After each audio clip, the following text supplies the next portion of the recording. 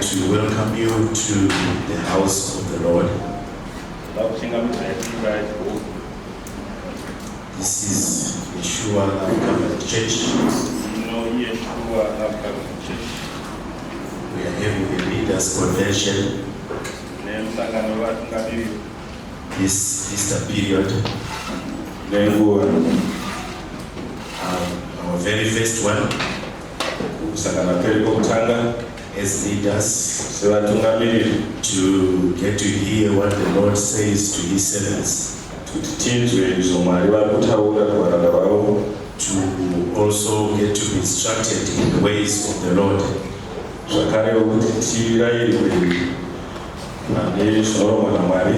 Hallelujah. Amen. I want to welcome you all. I can see those from the East variety.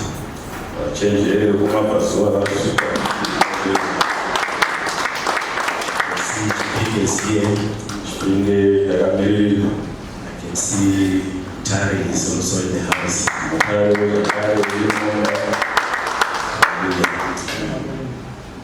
Harare is also come to church. Hallelujah. We are very much welcome, servants of God. We look forward to God doing great works in our midst. Is how we are going to have this convention. Hallelujah. We are following a program that we have prepared. But you find that the purpose of this convention will hear the word of God. Of course, it's the time we must talk about the cross. And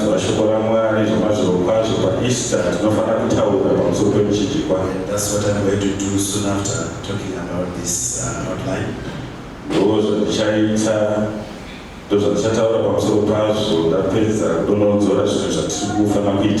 But as we receive the word of God, this convention is also informational. So you find we have what may look like workshops. We are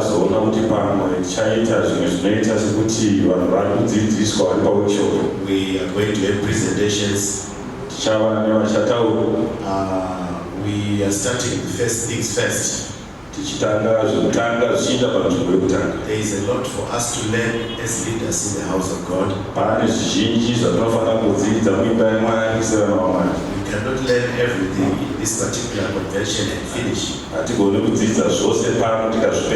So from time to time we will gather to learn some more as we go. But our main focus for this particular convention, number one, will deal with the issues of shepherding. That is a key issue. And you find that from time to time we'll go back to that particular subject. Because that is the core. Jesus said, "Go ye out."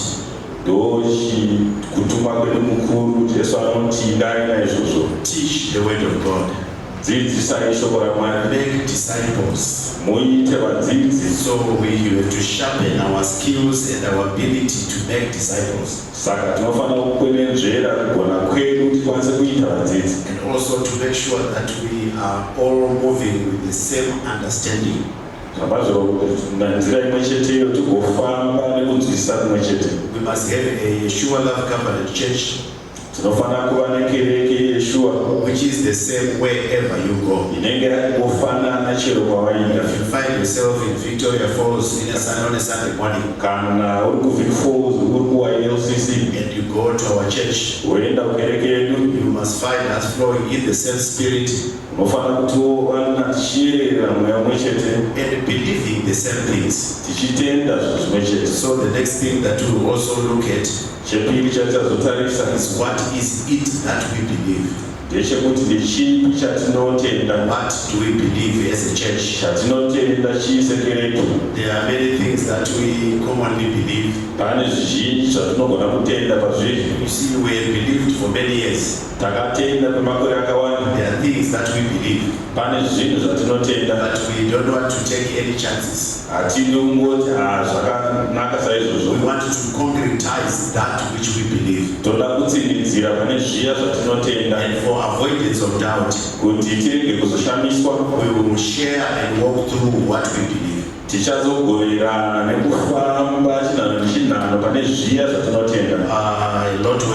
lot of work has been done behind the scenes, which we will all share in this convention. It will not be the final output. As we continue to share, the Holy Spirit also helping and guiding us. I trust we all have the Spirit of God. We will come to a place where we can hold something and say, as a Yeshua Love Covenant Church, this is what we believe. And put it in writing. Hallelujah. Hallelujah. Praise God. We will have it in writing. So we must write it. You know, if you hand over your faith orally, sometimes things can be distorted. I saw people trying to send a message.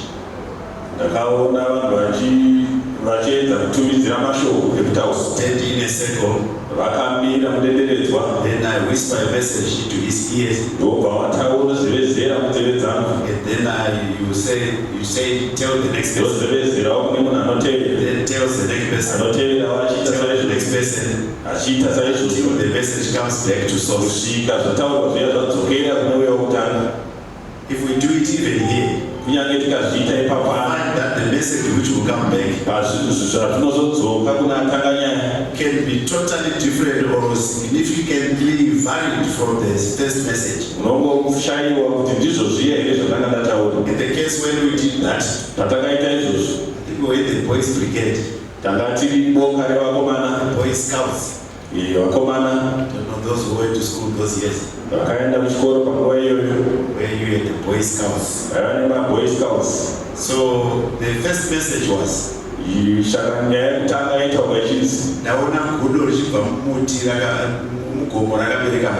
said, I saw a baboon getting down from a tree carrying a baby. So the children are not you can tell the next person. When the message went round, the message first what surprised us is that the message was getting shorter and shorter. The message kept getting shorter and shorter. Until it was reduced to one word. The final word that came back was cover. Okay, cover may not understand what was happening in those days. When you take cover, you are hiding. So, message instead of the message that says, I saw a baboon coming down a tree carrying a baby, it was now the issue of a person having to take cover. This is what can actually happen with our faith. Those who are going to so we want it to go long and far. We will put this in writing. We will look at it. We will have a chance to reflect on it as we continue to pray. We will hold something and share it among ourselves and share it with generations. This is what we believe. This is how we believe it. Hallelujah. Hallelujah. Praise God. Amen. We shall also get time to look at what we call the toolkit. tozobatawo chinhu chatinoti chiputwa chedu, the leader's toolkit. zvinodiwa nemunhu anotungamirira. We want every leader in YLCC. Toda mutungamiri woga woga ari mukereke ino. We must not guess. Hatifani kunge tiri vaya vanoita zvefeja feja. We must know what we do. Tinofana kuziva zvatinofanira And we kuita. must know why we do it. Toziva zvakare kuti nemhaka yetichizviita. Not only that, we must also know how to do it. Pedzezvo tozoziva kuti tozviita nenzira ipi. Hallelujah. Hallelujah. For example, if you are presiding over a marriage of people, Toti dzimwe nguva ndiwo uri kuchatisa vanhu. you must know what we do. Unofana kuziva zvatinoita kana tichatisa. Someone says, no, that's for the pastors. Umwe akati ndezvavafundisi izvi. Mai Masaka, muchaona muchichatisa vanhu. Mai Masaka, one of these days you will be the marriage officer. Hallelujah. Hallelujah. We must know how to do it.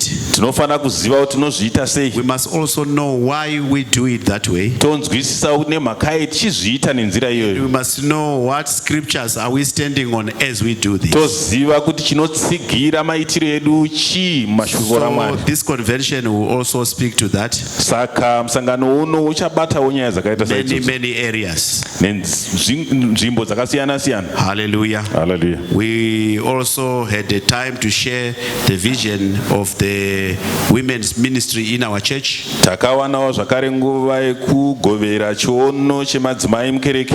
Hallelujah. Hallelujah. This time round we just look at the overview Iye zvino tichangobata pamusoro so that when we go to our stations kuti patinoenda kumakereke edu we know how to build that. toziva kuti tinogona kuzvivaka nenzira ipi. Hallelujah. Hallelujah. And we trust the Holy Spirit will help us. Tinotenda kuti iye mweya mutsvene achatibatsira. By the time we walk out of here tomorrow evening, Patinozobuda kubva munzvimbo ino mangwana manheru we will be so equipped. tinenge tiri vaya vanhu vashongedzwa. Hallelujah. Hallelujah. Shall we just stand for a few moments? Tadi tangomira kwechinguva. We just want to commit this. I know we've been praying. Ndinoziva tanyengetera, soda kukumikidza chinhu ichi. We want to commit ourselves to God, Toda kuzvipira kuna Mwari. to open our lives to God Tozarira mwoyo yedu kuna Mwari right from this very point. kubva panguva ino. The work that we are doing, Basa ratiri kuita. we prayed and we asked God when we fasted and prayed. Takanamata tikakumbira Mwari patakazvinyima And we say, nokunyengetera. Holy Spirit, overshadow us. Tikati mweya mutsvene tifukidzei. We said, Holy Spirit, overshadow the leaders Tikati mweya mutsvene fukidzai vatungamiriri. so that holy things may be born. Kuti zvinhu zvomweya zvigobuda. Holy things must come out of this convention. Zvinhu zvomweya zvigobuda pamusangano uno. And also that we all flow in one spirit. Uye zvakare tikwanise kuyerera nemweya umwe We chete. must all flow in the same spirit. Tiyerere nemweya mumwe We want to chete. embrace that spirit of God. Toda kutora mweya uyo waMwari. Welcome him to come upon our lives. Tomukumbira kuti auye muupenyu You hwedu. know, when we talk about delicate issues like church doctrine, Patinotaura pamusoro pezvinhu zvinogona kuva netsananguro dzakasiyana siyana where we pamusoro learn pedoctrine the yekereke. doctrine, the general doctrines of the Bible, Tichitaura rupawo rwedu nezvatinotenda zvinobva mushoko raMwari. looking about doctrines of the future times and the present times. Tichitarisa pamusoro pedonzo kuitira mangwana. These are delicate matters which we want careful handling by the Spirit Zvinhu of God. zvinogona kukanganisika zvatinofanira kubata nenzira kwayo. We want our hearts to be tuned in the Spirit of Toda kuti God mweya yedu inge yakagadzirira and guided by the Spirit of God. titungamirirwe naiye mweya All mutsvene. we can do is surrender ourselves Zvatinogona kungoita kuzvipa and kwaari. say, Holy Spirit, have your way. Toti mweya mutsvene vai nenzira yenyu.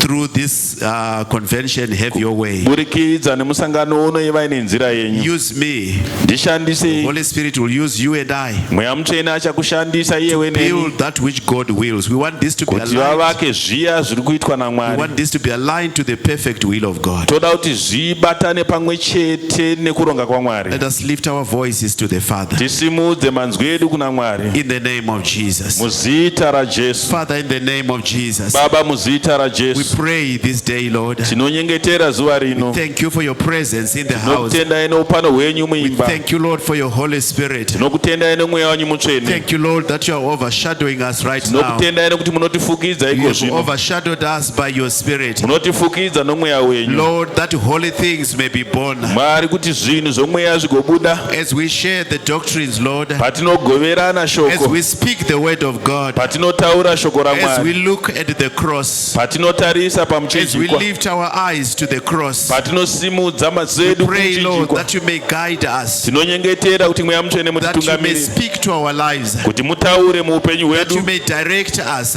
Kuti mutitungamirire. that you may bring us in alignment Kuti muite kuti tiite mugwara. with the perfect will of God, Nokuda kwaMwari kwamazviro that kwazvo. which you have desired for YLCC. Zviya zvamunoshuvira waLCC. And we pray, my Father, Tinonyengetera that Baba. your will may be done Kuti kuda kwenyu in kuitike. our lives and our leadership, Muupenyu hwedu that nemuvatungamiriri. your perfect will, my Father, Kuti kuda kwenyu may Baba be done in this house. kuitike muimba ino. We surrender ourselves. Tinozvipa We kwamuri. surrender our will. Tinopa kuda We kwedu. surrender our ways. Tinopa nzira We dzedu. surrender even our opinions. Tinopa pfungwa We dzedu. put them down, Father, Tinozviisa pasi so that we take the will of God. kuti titore kuda We kwaMwari. submit to the will of God. Tinozvipa kukuda We kwaMwari. submit to the working of the Spirit, to Tinozvipa kune the kutungamirirwa guidance nomweya of the mutsvene. Spirit of God, Mweya mutsvene to atungamirire that which we must attend to kuti tiite zviya zvatinofanira kuita with the church in our day,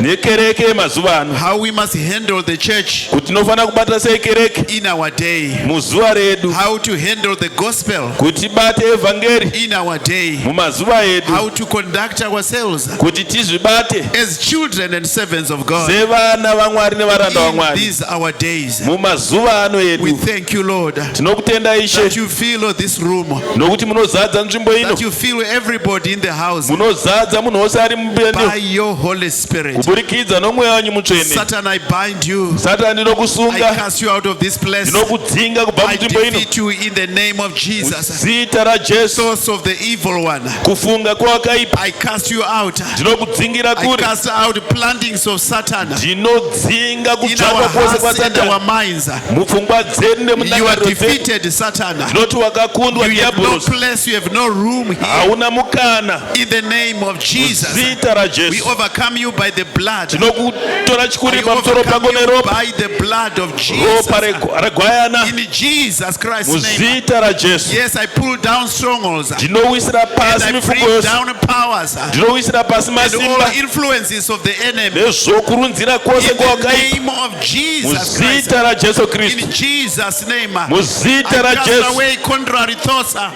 Pfungwa dzose dzinopesana I cast away all imaginations. nepfungwa dzose And I bring down powers. ndinowisira pasi simba Spiritual simba. wickedness in the high Mweya places. yose yakaipa iri munzvimbo yemuchadenga. Imaginations entrenched in the Pfungwa minds of the dzose leaders. dzakadzvarwa muvanhu I bring you down in the name of ndinokuwisira Jesus. pasi muzita And raJesu. I release an operation of God. Ndinoregedzera kubata I kwaMwari. cast away fear Ndinodzinga kutya. and the demon of unbelief. Dhimoni rekusatenda. Unbelief, move, get off this place. Kusatenda ibva In the name of Jesus.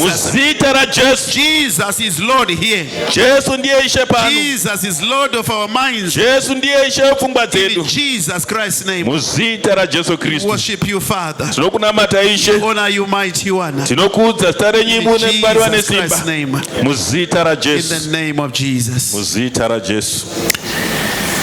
Hallelujah. Amen. Amen. Amen. Lord bless you. We may take our seats. Mwari vakuropafadzei, munogona kugara henyu pasi. As we do this beautiful work before us, Patinoita basa guru iri hallelujah, pamberi pedu, we are both having the word of God and we are also working. tine shoko raMwari uye zvakare tiri kubate basa. Hallelujah. Amen. So we shall do work here. Tichaita basa pano. There are men who will come and labor here. Pane vanhu vachauya vachizoshingaira pano. Hallelujah. Hallelujah. We want to turn to the word of God. Toda kupinda mushoko raMwari. See, there's no better time to have such a delicate business being done Hapana imwe nguva yakanaka kudarika ino yekunzwa shoko raMwari than at Easter time. panguva yeEaster.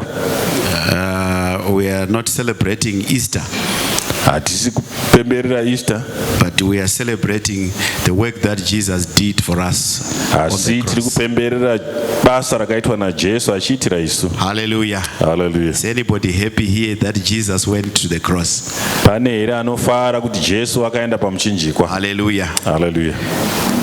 Ndiani waizotiona dai asiri Jesu? If it had not been for Jesus, who would have seen us? Hallelujah. Hallelujah. So whatever we are going to do in these 2 days, Zvatichaita mazuva maviri aya, we are at the foot of the cross. tiri patsoka dzemuchinjikwa. We are bringing this work before the cross. Tiri kuisa basa iri pamuchinjikwa. Hallelujah. Hallelujah. Let's read from Acts chapter 3. Tiverenge kubva kumabasa apostori chitsauko chetatu. We are reading verses 1 to 16. Ndima yekutanga kusvika 16. Now Peter and John went up together into the temple at the hour of prayer, being the 9th hour. Zvino Petro naJohane vakakwira kutembere nenguva yokunyengetera yepfumbamwe. And a certain man, lame from his mother's womb, was carried, whom they laid daily at the gate of the temple, which is called Beautiful, to ask alms of them that entered into the temple. Zvino mumwe murume waikamina kubva padumbu ramai vake wakanga achitakurwa, vaimuisa zuva rimwe nerimwe pamukova wetembere wainzi Wakanaka, kuti akumbire zvipo kuna vaipinda mutembere. Who, seeing Peter and John about to go into the temple, asked an alms. And Peter, fastening his eyes upon him with John, said, Look on us. And he gave heed unto them, expecting to receive something of them. Iye wakati achiona Petro naJohani voda kupinda mutembere, akakumbira kuti apiwe chipo. Zvino Petro akamutarisisa naJohani vo akati, titarire. Akavatarira achiti, ndichapiwa chinhu navo. Asi Petro akati, sirivheri nendarama hatina, asi chandinacho ndinokupa. Nezita raJesu weNazareta, chifamba. Then Peter said, verse 7, and he took him by the right hand and lifted him up, and immediately his feet and ankle bones receiving strength, and he leaping up stood and walked and entered with them into the temple, walking and leaping and praising God. Akamubata ruoko rworudyi akamusimudza, pakarepo tsoka dzake nezviziso zvetsoka dzake zvakasimba. Akavazuka akamira ndokufamba ndokupinda navo mutembere, akafamba achipembera achirumbidza Mwari. Wakafazuka. Verse 9, and all the people saw him walking and praising God, and they knew that it was he which sat for alms at the beautiful gate of the temple, and they were filled with wonder and amazement at that which had happened unto him.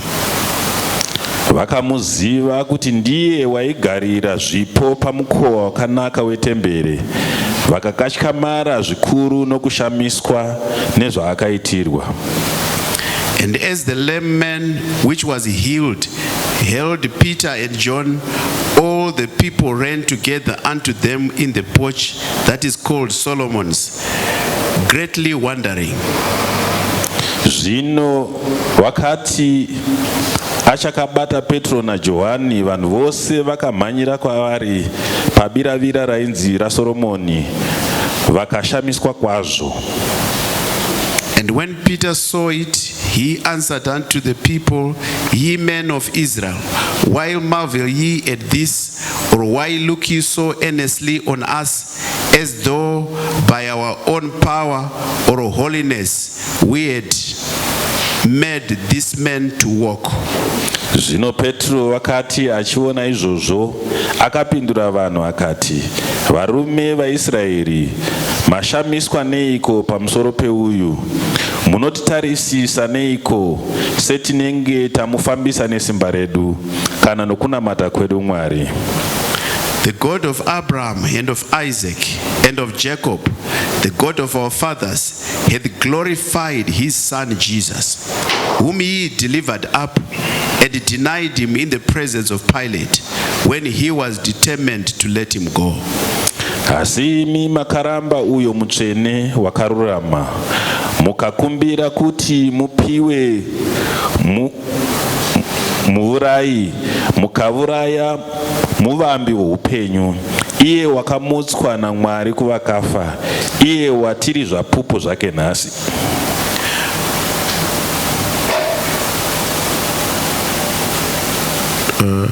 Verse 14, but he denied the Holy One and the just, and desired a murderer to be granted unto you, and killed the Prince of Life, whom God hath raised from the dead, whereof ye are witnesses. And his name, through faith in his name, hath made this man strong, whom ye see and know. Ye the faith which is by him hath given him this perfect soundness in the presence of you all. Mwari wa Abrahama nowa Isaka nowa Jakobo, Mwari wa madzibaba edu, ndiye wakakudza muranda wake Jesu, wamakaisa kuvatongi mukamuramba pamberi paPirato, iye atonga kuti asunungurwe. Asi imi makaramba uyo mutsvene wakarurama, mukakumbira kuti mupiwe muurayi, mukauraya muvambi woupenyu, iye wakamutswa naMwari kuvakafa, iye watiri zvapupu zvake isu.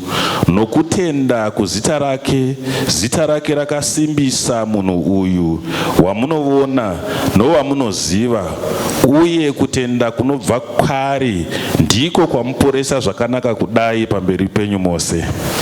Hallelujah. Amen. May the Lord bless us for the reading of his word.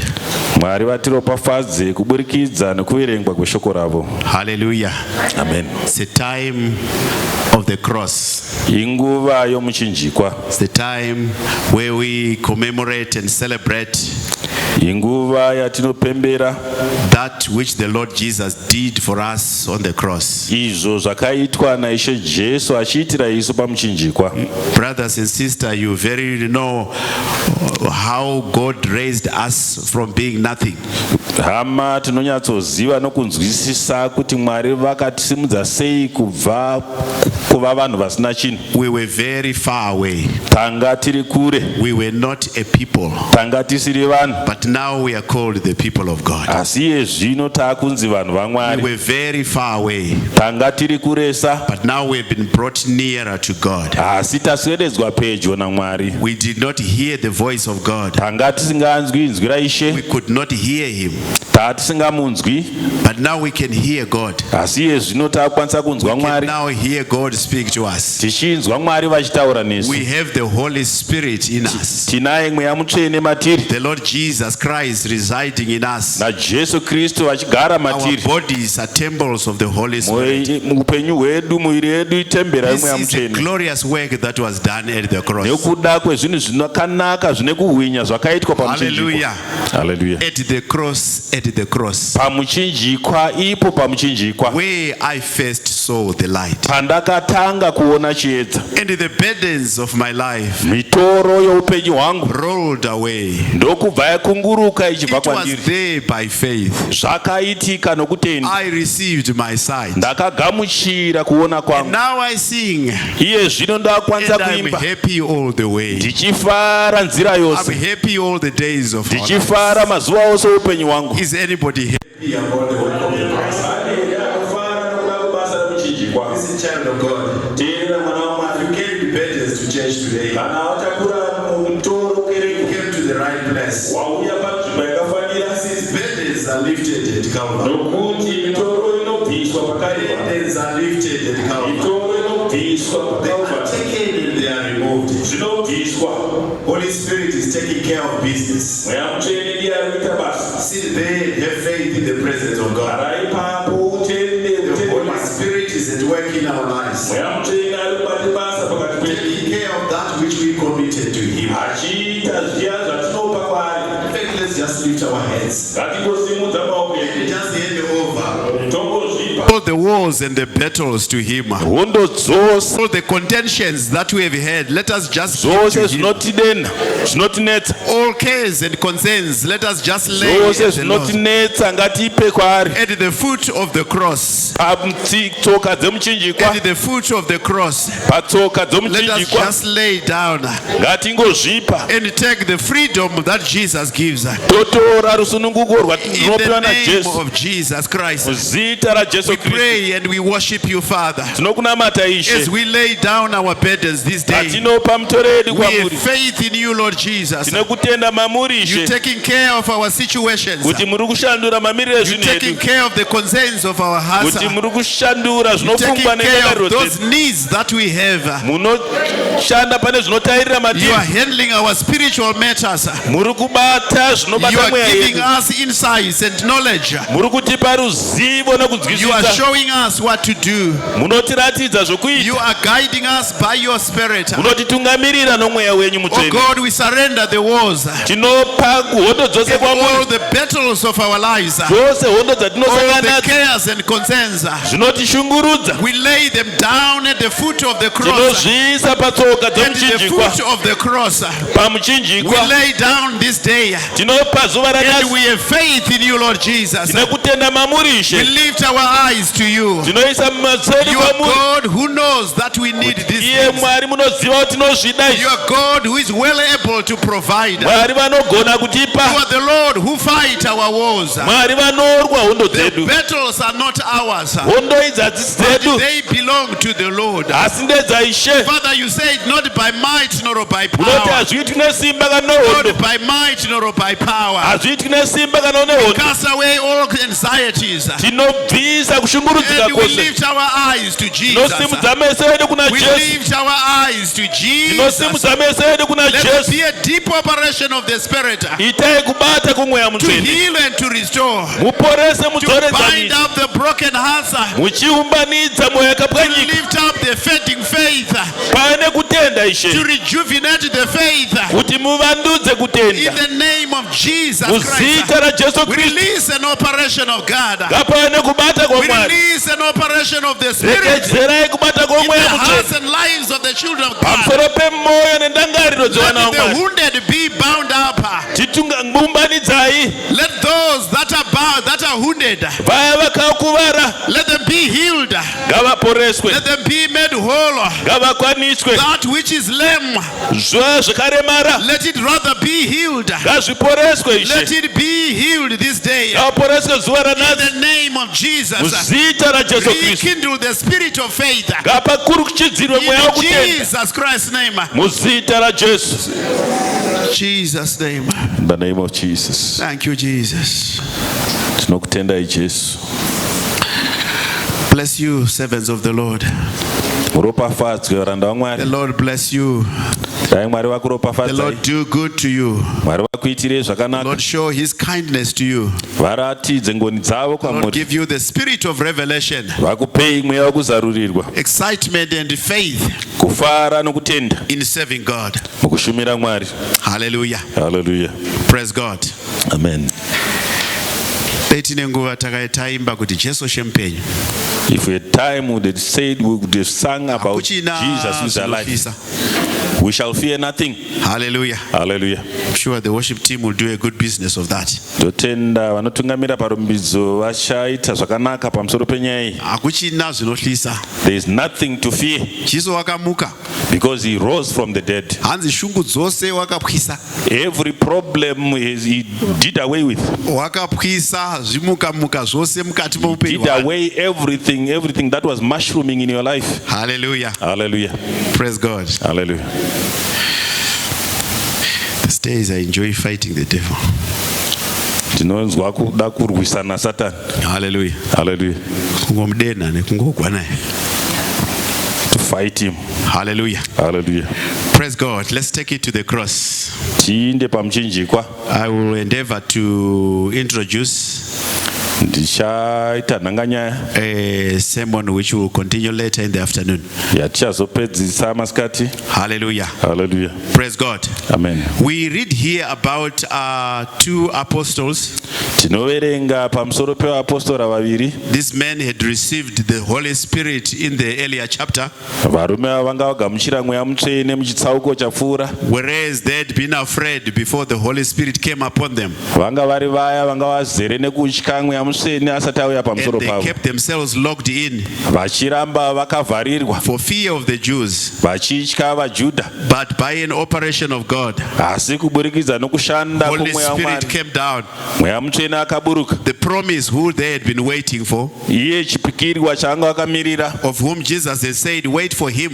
Apo Jesu anga ati mirirai. When the Holy Spirit has come, Kana mweya mutsvene azouya. you shall receive power. Muchagamuchira simba. Hallelujah. Hallelujah. When the Holy Spirit has come, Kana mweya mutsvene auya. you shall receive the power. Muchagamuchira simba. And may I say to you, church, today, Regai nditi kwamuri kereke when the nhasi. Holy Spirit has come, Kana mweya mutsvene auya. you shall receive power. Munogamuchira simba. Hallelujah. Hallelujah. And we ask the Holy Spirit to come. Tinokumbira mweya mutsvene kuti auye. When we were praying and fasting, Patachinyengetera chizvinyima. we invited the Holy Spirit. Takoka mweya And we say, mutsvene. Holy Spirit, come to this convention. Tichikoka kuti mweya mutsvene Tell uyai you the Holy pamusangano. Spirit has come. Nokudaro mweya mutsvene And auya. when the Holy Spirit comes, Nokudaro kana mweya mutsvene auya. people receive power. Vanhu vanogamuchira May you simba. receive power, servants of God.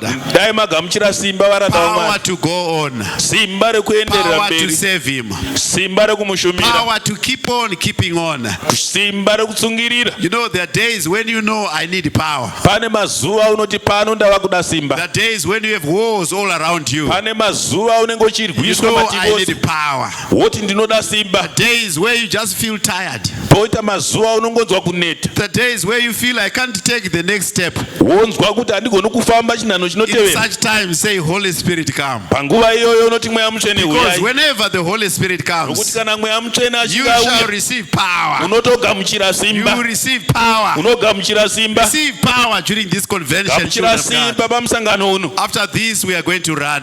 Pamushure maizvozvo tozomhanya. After this, we are going to take decisive steps. Tozoita zvinhanho After zvatinonyatsosanangura. this, we are going to strengthen others. Tozosimbisa vamwe. You know, when you receive power of the Holy Spirit, Kana uchinge wagamuchira simba ramweya mutsvene. different from the power of witch doctors. Zvakasiyana nesimba ren'anga. When you receive the power of the Holy Spirit, Kana ukagamuchira simba ramweya you mutsvene. can't help but strengthen others. Haukwanisi kurega kupa vamwe You simba. find yourself strengthening others. Uchitosimbisawo vamwe vanhu. Others will draw strength from you Vamwe vanototora simba kubva kwauri. because you have power.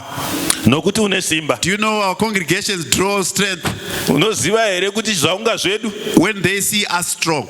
vanotosimba kana vakaona isi takasimba. There are days when you know inside I'm broken, Pane mazuva unonyatsoziva kuti mandiri ndikapwanyika. but I have to be strong for the people of God. Asi ndinofanira kutosimba I ndichiitira have to chaunga. be strong for the sake of the sheep. Ndinofanira kusimba kuitira makwai. There are times when you are pressured by a lot of things surrounding you, Pane mazuva unonetseka nezvinhu zvinji zvakakukomberedza. but you always come and stand on the podium Wozosvika womira pachiparidziro. as if you never get into trouble. Woita sekuti hauna kumbomarwa. And yet troubles are around you. Asi matambudziko akakukomberedza. How are we able to do that? Ko tinozvikwanisa sei? Holy Spirit gives us power. Imhaka yekuti mweya mutsvene Holy anotipa simba. Spirit strengthens us. Mweya mutsvene anotisimbisa. Holy Spirit enables us. Mweya mutsvene anotikwanisa. Paul tells you we are praised on every side. Pauro anotiudza kuti tiri kutsimbirwa mativi ose. They are doing everything on us. Vari kuita zvose zvavanoda We are patiri. battered and beaten, Tiri kurohwa but nekumarwa. we are not perplexed. Asi isu We hatizodzwi don't moyo. lose hope. Hatishaiwi We keep tariro. on keeping on. Ticharamba tiripo. Why? Nekuda kwei They received the power of the tinenge Holy Spirit. tagamuchira simba. Hallelujah. Hallelujah. Praise God. Amen. Let the Holy Spirit continue to work on us. Dai mweya mutsvene aenderera mberi achishanda patiri. Let him continue to heal you. Ngaaendere mberi No, achikuporesa. someone came to this convention. Umwe munhu paauya kereke kumusasa uno. You dragged your feet and you came. Dzimwe nguva wanga wachingozvidhonza You uchiuya. were just feeling I'm very far away. Uchinyatsonzwa kuti ndiri kuinda hangu asi ndiri kure. I'm very far away. ndiri kure, So discouraged in me. ndakaodzwa moyo. Tell you what, Ngandikudzi, there is a pulling power in the Holy pane Spirit. simba rinokwezva, There is a pulling power in pane the Holy simba Ghost. rinokwezva. Hallelujah. Hallelujah. That Holy Spirit is going to lift you up. Mweya mutsvene achakusimudzira, He is going to pull you up. achakusimudzira. Don't do too many things. Usaita zvinhu zvizhinji, Don't try too hard. usaedza zvakaoma, Just present yourself. ingozvipa, Allow the Holy Ghost to work. wotendera mweya mutsvene kuti You'll be ashande. surprised by the end of the day tomorrow. Uchazoshamiswa panopera zuva mangwana. Hallelujah. Hallelujah. So here are the apostles. Vano vaapostoro They go into the temple, vanopinda mutemberi, and that was their manner ndo changa iri tsika yavo to go to the temple. kuti vaende They kutemberi. were now bold Vanga vaine after neushingi receiving the Holy Ghost. mushure mekugamuchira mweya mutsvene. They came out from their hiding Vakabuda munzvimbo yavo yekuvanda, because they were now strong enough to face any opposition. nokuti vanga vane simba rekusangana nechidenho chipi nechipi. Please don't go out on your own power. Usafamba nesimba rako. Hallelujah. You will be made mincemeat. Unoitwa kanyama kanyama. Go out in the power of the Holy Spirit. Inda musimba ramweya They mutsvene. went out preaching in the power of the Holy Spirit. Weenda uchinoparidza musimba Go ramweya out to mutsvene. lead in the power of the Holy Spirit. Uchishanda musimba ramweya Go mutsvene. and minister in the power of the Holy Spirit. Ugoshumira musimba ramweya mutsvene. So the men get to the temple Saka pavanopinda mutemberi, ready to serve, vakagadzirira kuti vashumire, ready to do the work, vakagadzirira kuti vaite basa, to fulfill the commission. kuti vazadzikise kutumwa. And they get to the temple Ndokupinda mutemberi, and they find a man seated there. ndokuwana murume akamira Hallelujah. agara. Hallelujah. Hallelujah. The Bible tells us about this man. Bhaibheri rinotiudza pamusoro pemurume uyu. This man, that was his business every day. Ndo ranga riri basa rake zuva nezuva. The man had been lame from birth. Munhu uyu anga akaremara kubva pakuzvarwa. Hallelujah. Hallelujah. He had lived with this condition all his life. Anga ararama neupenyu hwakadai upenyu hwake hwose. He had not known what it was to be otherwise. Anga asingazivi kuti unogona kurarama usina chimiriro chakadai. Lame from his mother's womb. Akakuvara saizvozvo kubva pakuzvarwa kwake, To an extent that they carried him. kusvika pakuti vaimutakura. He could not stand on his own. Anga asingakwanisi kumira oga, He could not carry his own weight. anga asingakwanisi kuzvitakura. Somebody had to carry him. Pane aifanira kumutakura. Hallelujah. Hallelujah. His relatives and his friends carried him, Hama dzake neshamwari dzaimutakura, and they brought him to church. ndokuuya naye kukereke. And coming to church, Achiuya kereke, when he sat there, paanga agere ipapo, he was asking for help. achikumbira rubetsero. Hallelujah. Hallelujah. But the kind of help he was asking for, Asi mhando yebetsero yaaikumbira, he was so battered by his condition anga ari uya atambudzika nemamiriro to a ezvinhu ake, point that himself and his relatives ndokusvika pakuti iye nehama dzake were condemned asking for alms. vanga vakagutsikana panyaya yekukumbira. One would have thought Umwe aizofunga kuti that by bringing this man to church, kuti kuuyisa murume uyu kereke, they would have asked that they pray for this man. vaizokumbira kuti anyengetererwe, They would have asked that a miracle happens on his life. vachikumbira kuti shamiso chiitike But paupenyu these hwake. people brought a person to church Asi vanhu ava vaiuyisa munhu kereke and did not take the person into church. vasingamupinzi mukereke, And they placed the person at the door of the church. ndokumuisa pamusuwo wekereke. And the person was seeing people who were going in and out of the church. Saka iye ndiye aiona vanhu vaipinda nokubuda mukereke, So knew a lot about the goings on in and out of the church. ainyatsoziva makupinda nokubuda kwaiita vanhu And mukereke, the people that went in and out of the church. vanhu vaipinda nokubuda mukereke. But himself was not getting inside. Asi iye anga asingapindi. He heard they were singing songs about the power of God Ainzwa vachiimba pamusoro pesimba raMwari in the church, mukereke, and he was outside the church. iye ari kunze kwekereke. And the church goers Vaya vaipinda mukereke were also condemned to drop a few gifts to him. vanga vaitogutsikana kutanga kupa mupiro wavo ipapo, And they were not addressing his condition. asi vasingatariri mamiriro ezvinhu ake. Hallelujah. Hallelujah. Hallelujah. Amen. until the day the apostles came. kusvika zuva rakasvika vaapostoro. The apostles came. Vaapostoro vakasvika They looked at this man. ndokuchitarisa murume uyu. And this man also looked at the apostles. Murume uyu ndokuvatarisawo And the man could tell that these ones are new. akanyatsoona kuti ava vanhu vatsva, They are not used to this place. havasiri vaya vajairira nzvimbo inei. I think these ones can give big. Ava vanogona kundipa. His expectation Tarisiro yake was that they may give some kind of handout. aitarisira kuti achavapa zvine musoro. Hallelujah. Hallelujah. You know, there are conditions that people have had since birth. Pane mamirire ezvinhu avo vanhu vakava nawo kubva pakuzvarwa. There are conditions that people have for a long time. Pane zvinhu mamirire ezvinhu atinogona kunge tinawo You kubva see, kwenguva yakareba. we talk about the cross. Patinotaura pamusoro One of pemuchinjikwa, my greatest desires, chishuwo changu by the time we finish tomorrow, patinopedza mangwana we also prayed about it when we were praying. takanyengetera pamusoro pazvo We prayed that, Lord, transform the leader. kuti Mwari shandurai vatungamiriri, Transform our lives so much. shandurai upenyu hwedu kwazvo kwazvo, Deal with our lives. shandai muupenyu Let hwedu, there be a great shift in our lives. ngapave neshanduko huru muupenyu The hwedu, levels that we're operating at, kubva panzvimbo dzatashanda tiri, and the things that we're contented with. zvinhu zviya zvatachigutsikana pamusoro pazvo. Shift our way of looking at things. Shandurai maonero edu pamusoro pezvinhu, Enlarge our vision, itai kuti chiono chedu chikure, that we see bigger things. kuti tione zvinhu zvikuru. We have contented with small things for some time, Takaita vaya vakagutsikana nezvinhu zvidiki, or rather we are comfortable with what we are doing, tinogutsikana nezvatinoita, what we are asking for from God. zvatinokumbira kubva And kuna why Mwari. we are coming to the cross, Tichiuya pamuchinjikwa, it's only the cross that can do that business. muchinjikwa chete ndounogona kuita izvi. There is no amount of shouting a preacher can do. Haisi nyaya yekuzhambatata kwomuparidzi. We are trusting the Holy Spirit Tiri kuvimba naMweya Mutsvene to take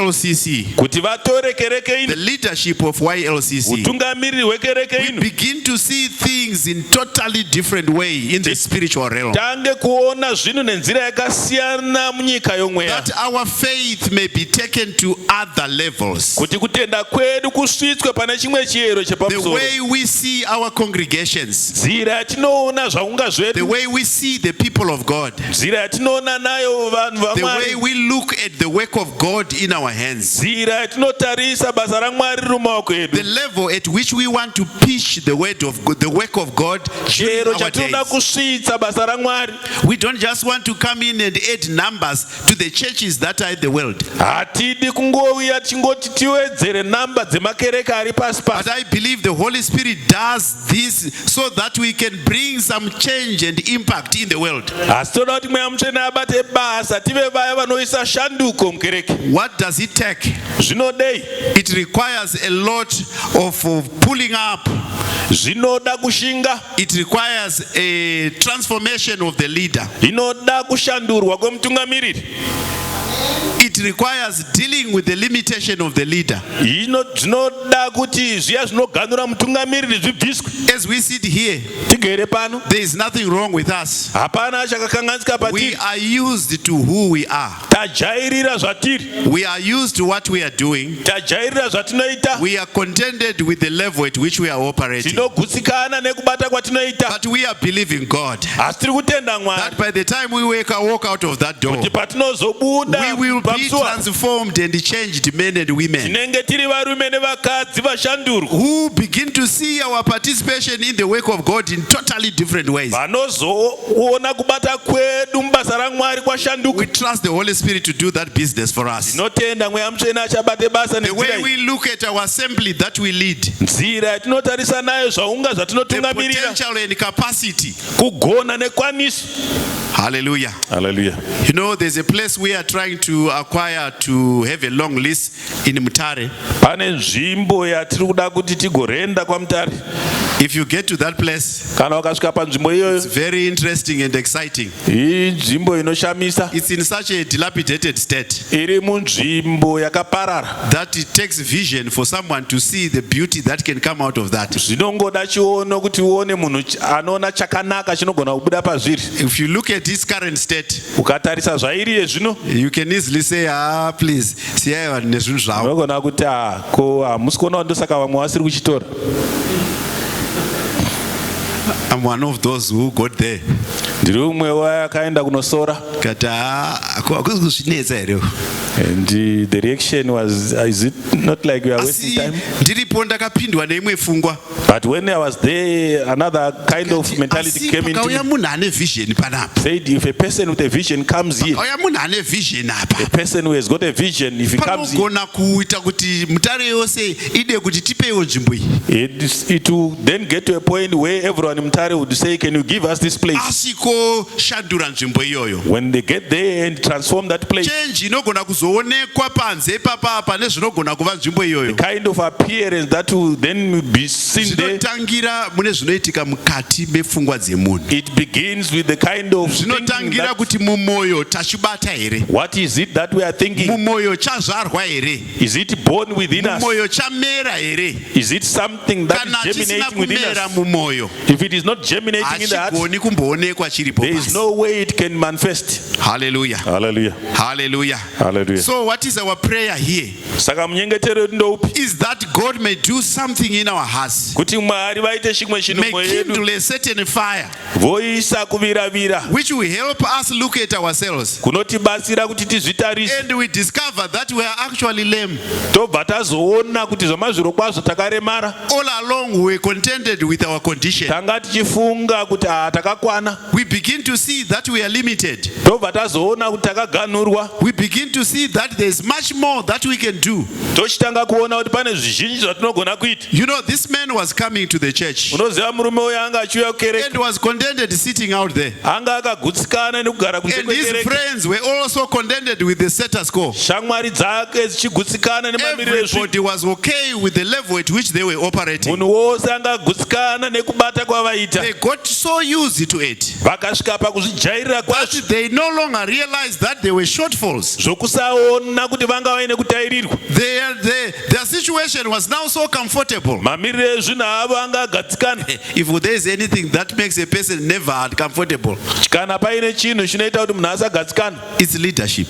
utungamiriri. Hallelujah. Hallelujah. It's not just about maintaining status quo. Haisingori nyaya yekuchengetedza mamiriro ezvinhu. This is why even in companies, maintenance managers are not highly rated. Ndosaka kunyange mumakambani vanhu vanogadzira gadzira vanoita plumbing havamboonekwi sevanhu. Their job is just to maintain what is there. Basa ravo nderongogadzira zviripo. We can also have maintenance leaders Tinogona kuva nevatungamiriri vanongoripeya and zvinhu, the maintenance pastors. vafundisi vanongogadzira zvinhu. This is the congregation Woti ndochaunga ichi which we got after the crusade. chatakawana tapedza bvutserere, As it was sezvazvaiva in the beginning, pekutanga, so shall it always be. ndo O Lord. zvazvicharamba zviri Amen. kusvika amen. Pachiroma, Hallelujah. amen. But a certain fire can come. Asi umwe mweya unogona kupinda, A certain way of looking at things can come. mamiriro ezvinhu ekutarisa zvinhu. These men who were full of the Holy Spirit, Varume vavanga vazere nemweya they mutsvene came to a church which was operating properly. vakauya kukereke yanga ishanda zvakanaka, And its peripheries were comfortable. voye vanga vari kunzoku vanga And vakagutsikana, the environment of the church was comfortable. mamiriro ezvinhu ekereke anga But the akaringana. men were full of the Holy Ghost. Asi varume vanga zere nemweya mutsvene, Being full of the Holy Ghost, vazere nemweya mutsvene, they came to church. vakauya kukereke, They came to a gate. vakauya kumusiwo. The gate was called Beautiful. Musiwo wainzi wakanaka, And at the beautiful gate, asi pamusiwo wakanaka something's not so beautiful said panga there. paine chisina kunaka. A man said there. Murume anga akakuvara anga This aripo. man was limited. Murume uyu anga ari mheta This makumbo, man was curtailed. anga achidziviswa, This man could not do all he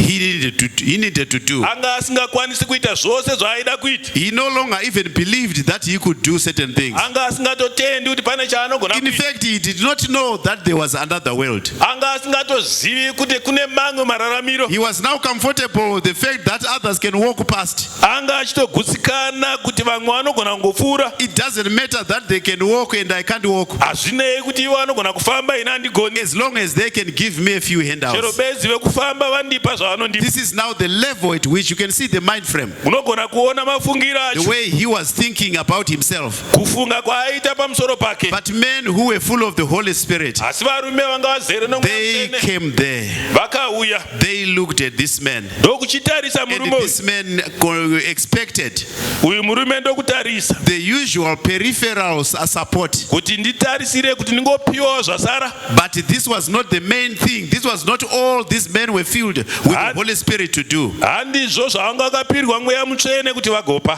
Hallelujah. Hallelujah. Hallelujah. Hallelujah.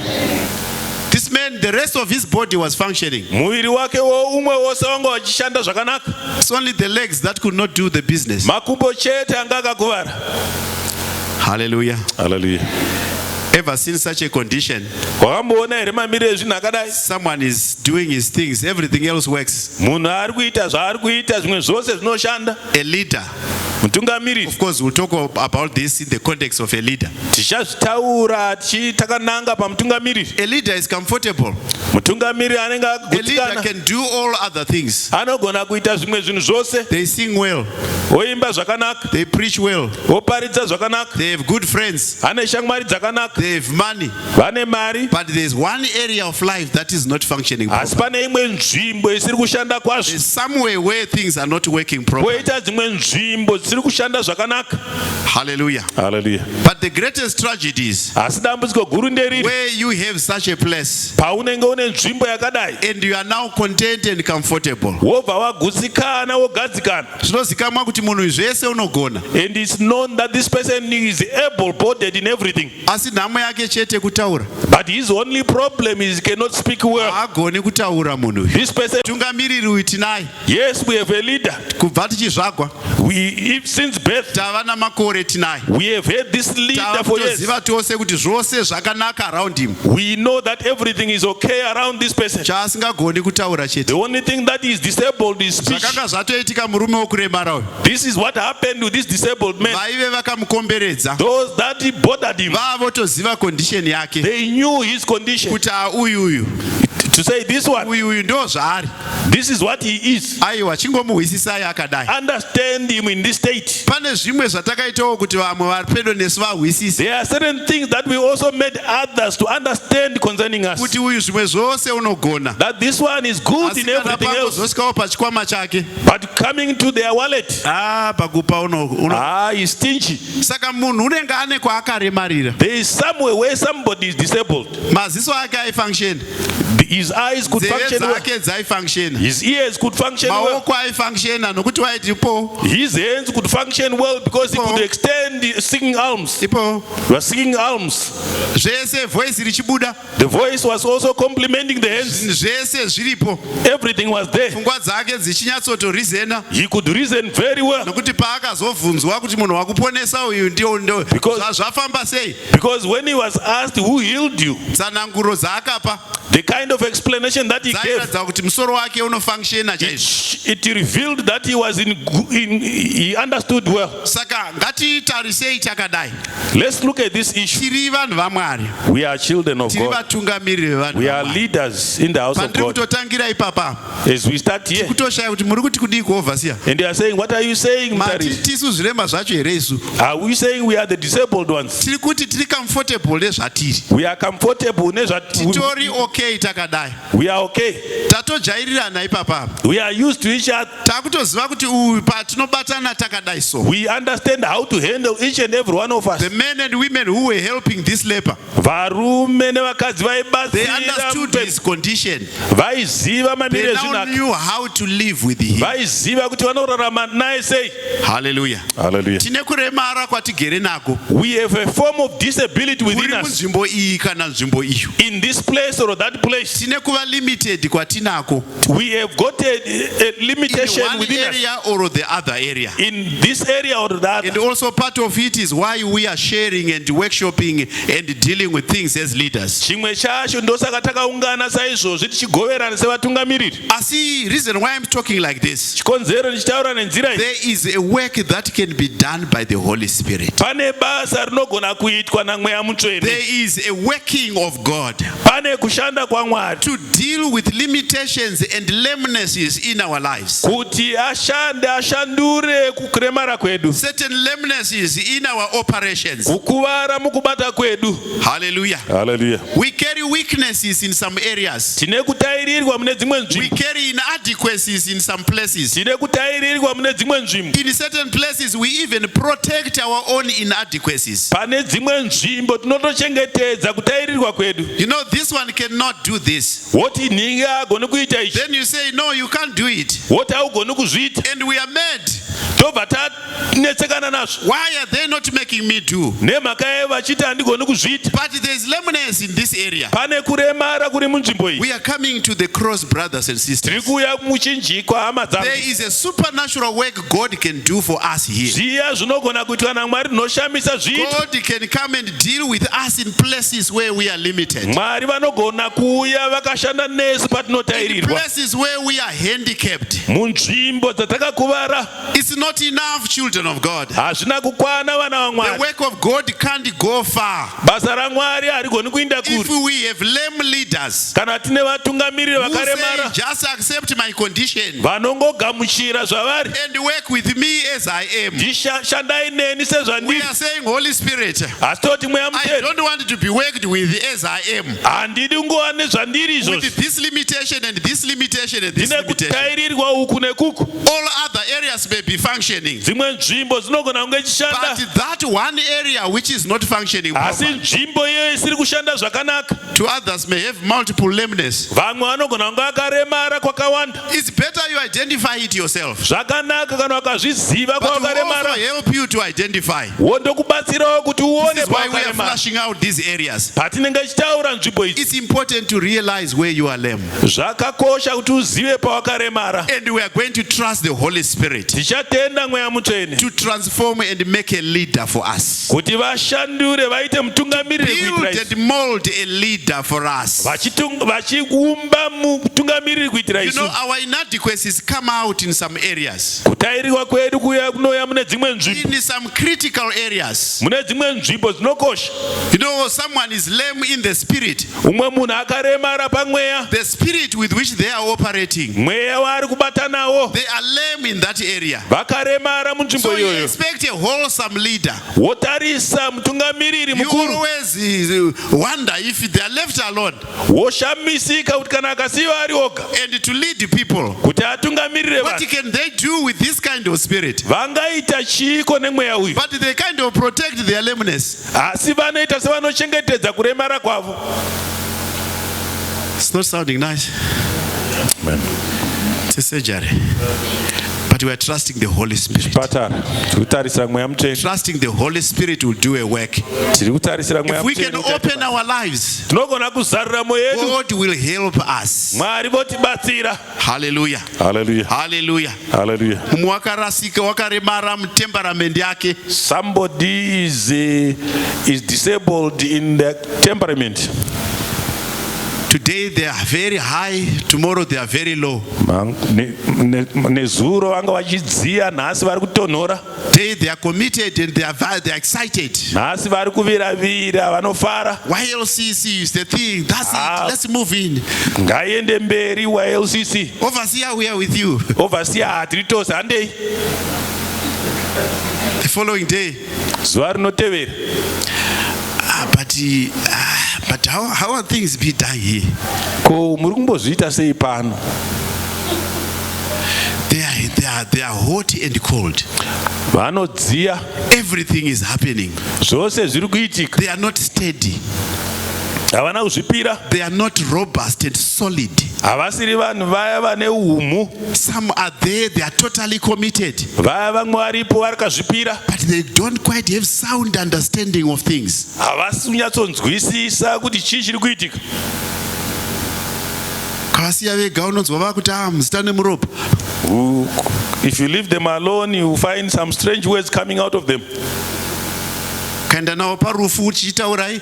If you get to a funeral and say you can preach, vari kuti farewell mutendi wedu, achiti fambai zvakanaka, aufambe henyu zvakanaka.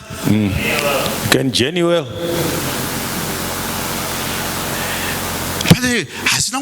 Hasisi kunyatsongobata vanhu zviri solid. You know what I'm trying to say? Hazina kudzika. Munhu ari round, zvimwe zvese zvakanaka, polite, very generous. The person is good in every But other if they area. open their mouth, especially when they are under pressure, zvikuru sei kana waiswa parumana nzombe, you wonder, oh goodness me, where can I hide? woti saka ndova ndepiko pano. As a result, vamwe vatovajairira. Some have gotten used to it Baba nhingi here ndizvo zvavari. and say, for this father, that's what he is. Hatiziva kushanda navo. We know how to handle this Kana person. asikadi hatodi musatombonyanya If he says he doesn't want, that's it. tine urema hwedu hwatinosusukidza. We have a kind of disability that we have tended to accommodate. Mumonoita zvose zvakanaka. Somebody else who does everything good. Ndobatawo record yetithing.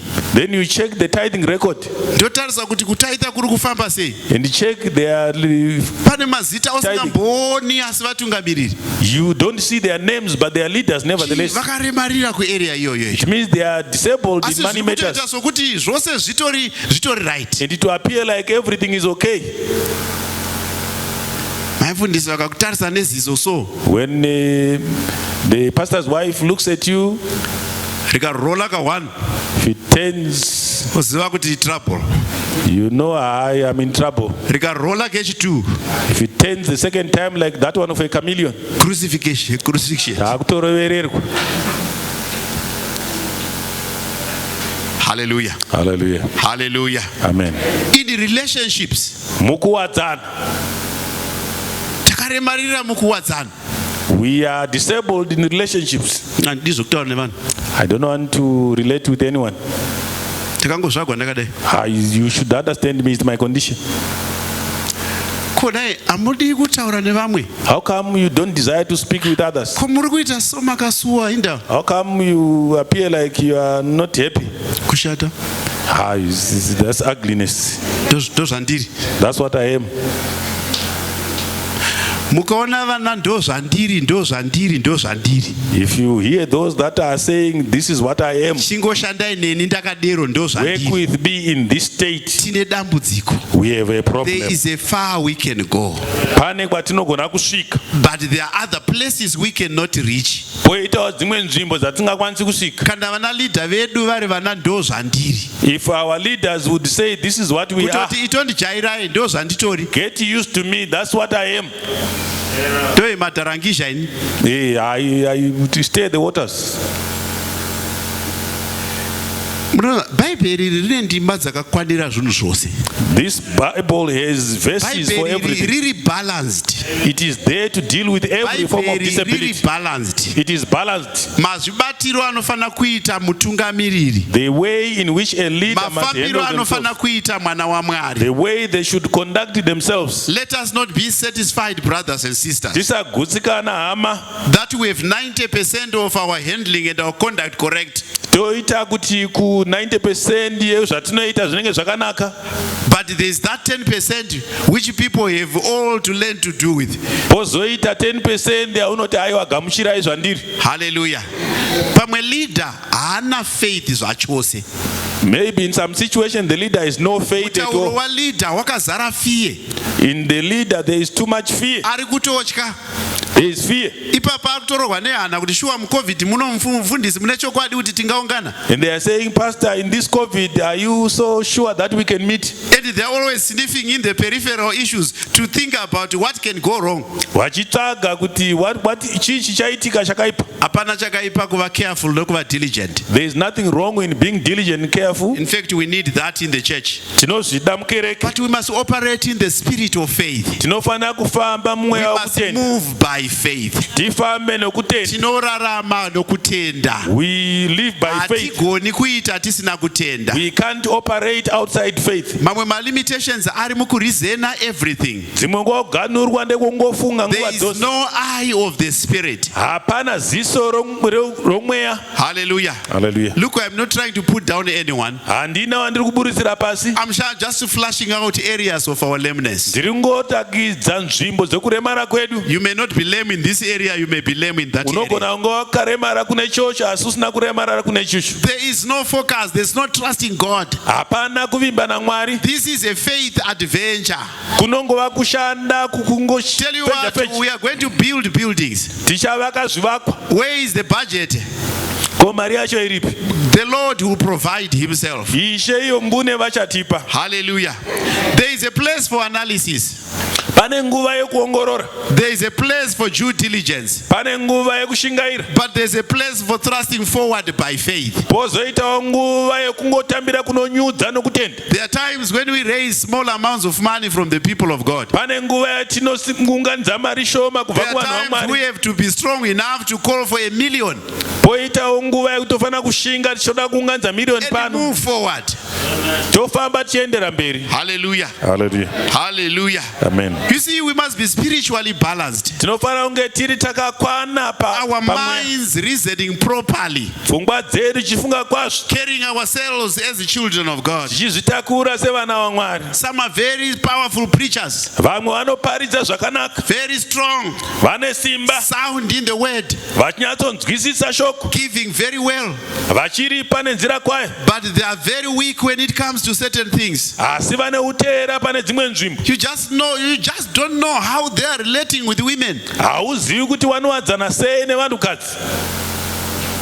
You just quite can't see exactly what are they doing. Haunyatsonzwisisa kuti saka vari kuitei. Can't you tell that this is inappropriate? Kuti vaone kuti izvo hauna kuti hazvina kunaka here izvi. Hallelujah. Amen. Hallelujah. Amen.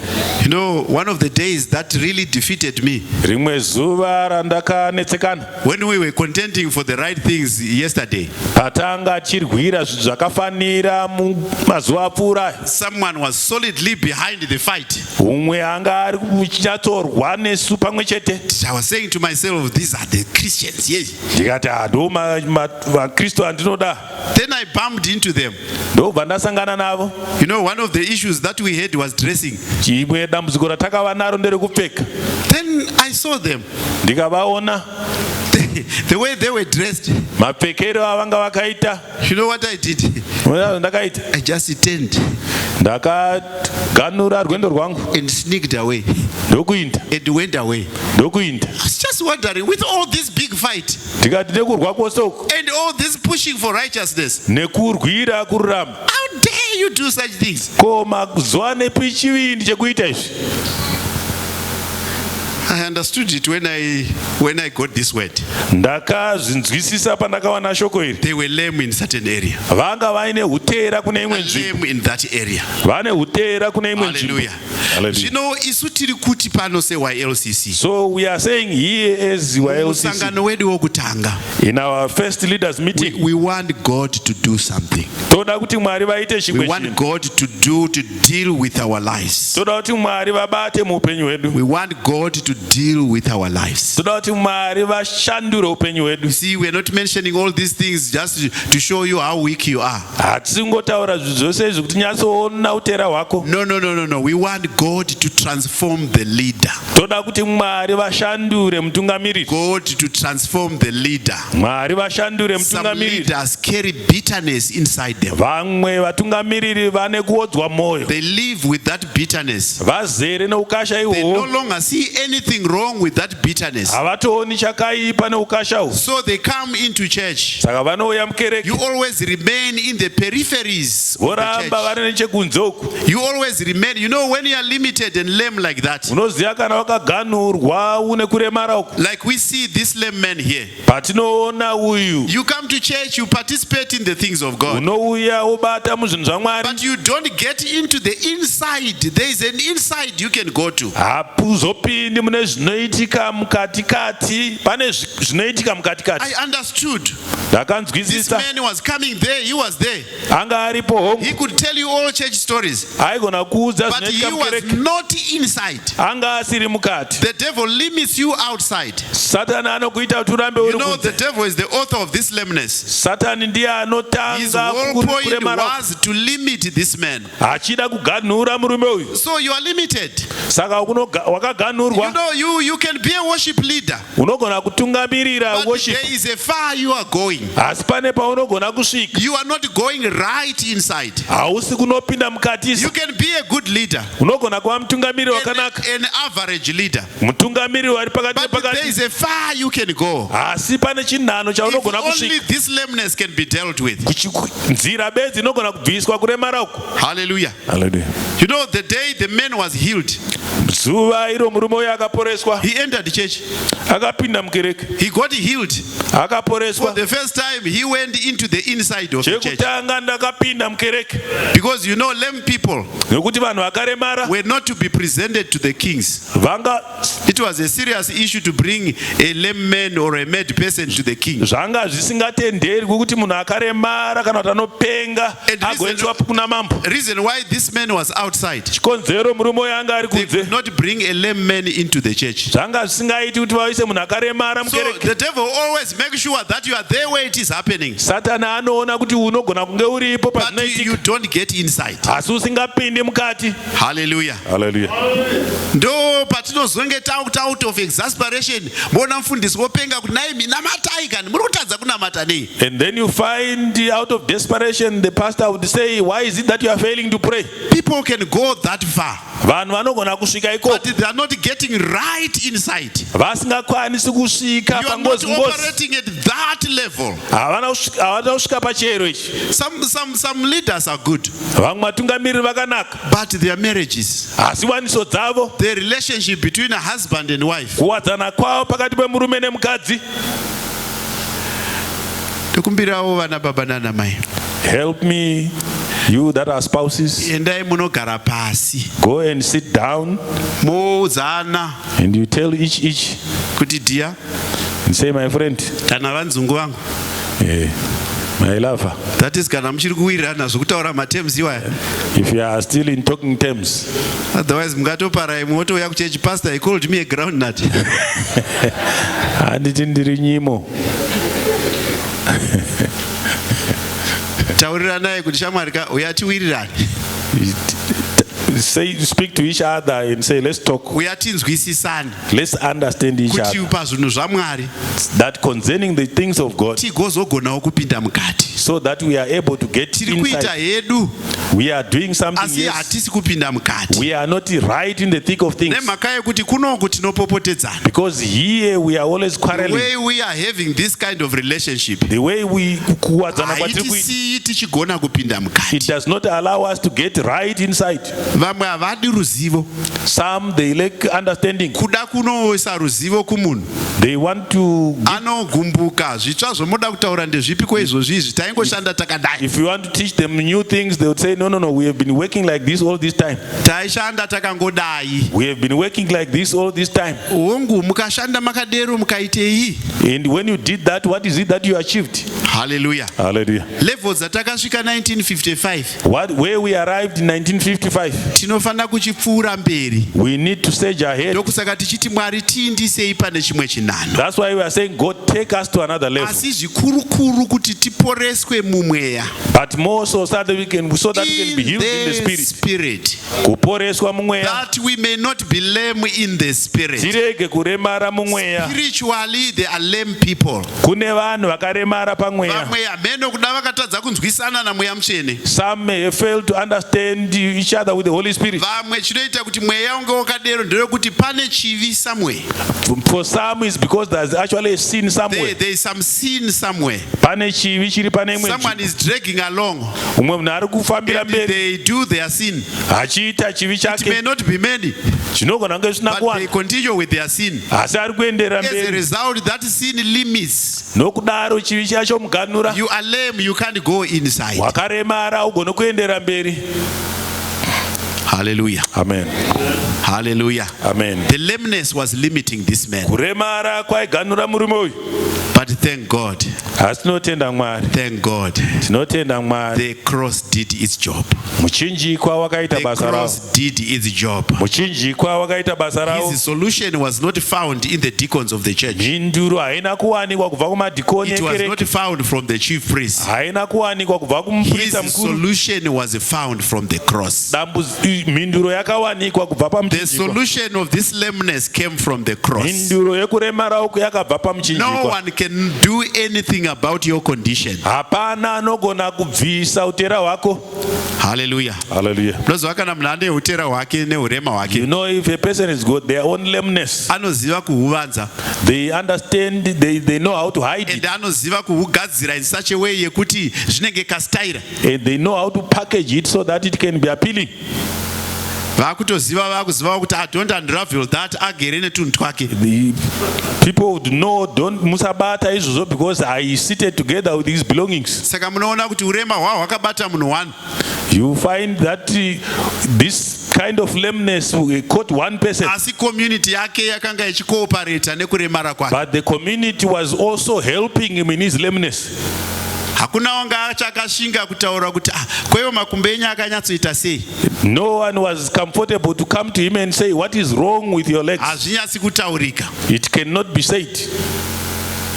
Ndadoma tunhu twakawanda. I touched on a number of things Tichida kuti tingobudisa kungoona kuti tinoremara papi. so that we can understand Asi the places of hazvisizvo lameness. zvese. That's not all. We are trusting God for a work of the Holy Spirit. Tiri kutenda Mwari pakushanda kwemweya mutsvene. Shall we stand?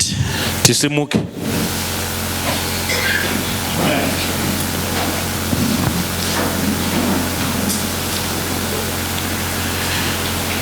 Sorry, I'm 15 minutes out. We'll find them during lunchtime. Hallelujah. Hallelujah. Amen. We thank God that some men came. Tinotenda kuti pane varume vakauya. Men who were full of the Holy Spirit came. Varume vanga vazere nemweya mutsvene No, vakauya. God knows how to visit these areas. Mwari vanoziva kushanyira nzvimbo dzakadai. This convention that we are having, Musangano uno you watinawo, know, these things are not being said to put us down. zvinhu izvi hazvisi kutaurwa kuti zvigotiodza mwoyo. We want to direct the help of God to places of needs. Tinoda kuti titungamirire mweya mutsvene munzvimbo dzinoda betsero. Hallelujah. Hallelujah. You know, some of us sometimes we worry about protecting our public image. Vamwe tinonetsekana nokuda kuchengetedza guhu redu. So we manage a lot of things which we don't want anyone to know or to go out in a bad way. Tozoita zvimwe zvinhu zvatinoronga nenzira yekuti zvisabuda nenzira yakaipa. I was talking to somebody. Ndaitaura nomumwe munhu But you know, the best way of keeping yourself such that you don't stress that way kuti nzira yokuzvichengetedza kuti usaudzwa mwoyo is just to make sure that you are right inside. ndezvokungoona kuti zvakakunakira mukati. If you want people to think that you are clean Kana uchida kuti vanhu vafunge kuti wakachena, and you want to put out a public image of being clean, uchida kuratidza kuchena kwako, the best way of doing it is to have yourself clean inside. unongozviita bedzi kana wakachena mukati. Even if people misunderstand you or even people lie, there are wicked people out there. Kune vanhu vane mwoyo wakaipa kunzoko, asi kunyange zvakadero Sometimes you get accused falsely. unogona kupomerwa zvausina. Don't even worry about it. Usanetsekana What nazvo. matters is what is inside. Zvinongokosha ndezviya zviri mukati. So that which you want to go outside, Zvaunoda kuti zvibude kunze, that which you want to radiate outside, zvaunoda kuti it zvivhenekerwe cannot kunze, be if it is not in the inside. hachigoni kuonekwa kana chisiri So mukati. this is a convention where we are also dealing with ourselves. Ndo patiri kuzvishandira kushanda, where we are allowing God to do in us, tichitendera Mwari kuti vatishande, where we are allowing those areas that we have been skating for ages, tichitarisa nzvimbo dziya dzatachinzvenga nguva dzose, those things that we have lived with all our lives, zvatatichirarama nazvo upenyu hwedu hwose, which limit our leadership, zvinoganhura utungamiriri hwedu, which limit our service of God. zvinoganhura shumiro We yedu are kuna coming Mwari. to the cross. Tiri kuuya We are pamuchinjikwa, coming to the cross tiri kuuya and say, pamuchinjikwa, Lord Jesus, toti Ishe do something. itai chimwe chinhu, Mwari, itai chamunoita imi. weke weke, Itai chinhu chamunoita imi Mwari. itai, do that which you can do. Tinotaurira kuti tiitwe naMwari. We want to be done by God. Tigadzigwe We naMwari. want God to repay us. Don't worry, say Lord, Mwari musaregawo ndichinyadziswa aiwa. Iti Mwari, itai chamunoita imi. He just say to God, do that which you can do. Itai mukati. Weke on me. Murume uyu pazuva raakavingwa nevanhu vakamuvigira nhau When yemuchinjikwa. men came to him and spoke about the cross, Vakamupa nhau yemuchinjikwa. they gave him the word of the Akati cross. Mwari, itai mandiri. And he said, God, you can fix me. Vakamuti titarise. And he said, look Tinayo at us. nyaya yatinayo. We have that which you Ndokubva need to tell. atarisa achitarisira kugamuchira chimwe And he chinhu. looked at them expecting to receive alms. Tauya pamberi paMwari. We come before the Lord. Tinoda kutarisa tichitarisira kugamuchira chimwe We chinhu. are expecting to receive from God. Tichitarisira kuitwa naMwari. We want God to repay us. Tichitarisira kurongedzwazve We want naMwari. God to reorganize us. Tichitarisa kuvakwa naMwari. We want to be built up by God. Kuti Mwari, ini ndinobata zvishoma mune And zvemweya. he say, I handle very little in Mwari, ndoda spiritual things, kubata zvakawanda. but I want to handle plenty. Semutungamiriri ndoda kubata As zvakawanda a leader, I zvomweya. want to handle Tinoda kuva many chitubu spiritual things. chinopa upenyu. I want things that give life. I am limited and dry. Ndakaganhurwa, ndakaoma. Ndoda kupindawo mukati pazvinhu I want to zvomweya. get there, right there in the thick of things concerning spiritual things. Let us lift our hands to the Father. Tisimudze maoko edu kuna Baba. Just open your life to the Father. Zarura moyo wako kuna Baba. Say, Lord, Woti Ishe, the lameness, kutera, the lameness. kuremara uku. Lord, Ishe, work a work in my life. shandai pa upenyu In wangu. the name of Jesus Christ. Muzita ra Jesu My Kristu. Father, in the name of Jesus. Muzita ra Jesu. Dear Father, in the name of Jesus. Ishe muzita ra Jesu. Pray, oh God, Tinonamata. work a work in my life. Batai mu upenyu Do wangu. in my heart Batai moyo that wangu. which God does. Izvo zvinogona kuitwa Do in naMwari. my heart that which God does. Isai zvinoitwa naMwari Do mumweya. a work in my spirit. Shandai mumweya wangu. Do a work, oh God, in my spirit, Shandai mumweya wangu. in my mind, Mupfungwa dzangu. in my attitudes, Lord. Mumafungiro angu. Father, you desire truth in the inward parts. Ndinoshuva zvokwadi munhu mukati. You need truth in the inward parts. Munoda zvokwadi kubva mukati Let the mangu. truth be built in me. Chokwadi ngachivakwe Let mandiri. the true fear of God. Kutya kwaMwari kwamazviro kwazvo. I am limited and outside. Ndinoganhurwa kunze. I want to go on the inside. Ndoda kuenda I mukati. want to go on the inside. Ndoda kupinda mukati. I've been comfortable with my lameness. Ndisagutsikana nekuremara kwangu. I have been comfortable with my lameness. Ndachigutsikana nekuremara kwangu. Transform my life, my Father. Shandurai upenyu wangu. Transform my life, Lord. Shandurai upenyu wangu. Transformation, oh God. Shandurai Let upenyu there wangu. be a total change. Ngapane kushandura Let there be a